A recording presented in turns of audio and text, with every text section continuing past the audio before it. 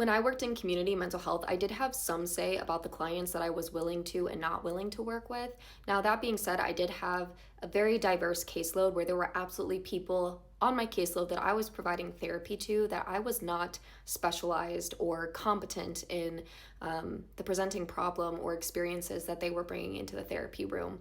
And I made that very clear to my supervisor. So I was lucky enough to have a supervisor that I felt close with, that I felt like I could be honest with, that I felt like was going to support me. We also had a psychiatrist on our team, and I felt like I could talk to them and get support from them as well. And so I just was very upfront about when I needed help, when I needed support, and we did our best to gather resources and referrals where we could that were reasonable and had low barriers for clients.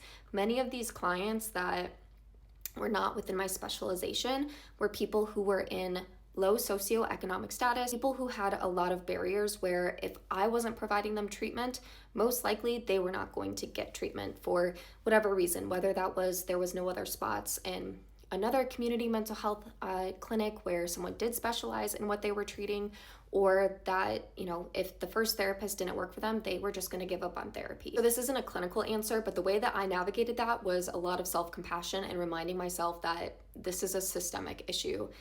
This is sort of the nature of any new therapist going into a community mental health setting, and even seasoned therapists who have been working in community mental health for a very long time. Of course, they get experience over the years, and also there are a lot of people who come into community mental health with acute crisis situations, things that we don't have specific training on, and we are limited in our resources. And we do the best that we can. And then more of a clinical way of navigating this situation, I did lots of supervision. Again, I was fortunate enough to have a supervisor where I felt like I could open up about where I was lacking in competencies and they were going to support me.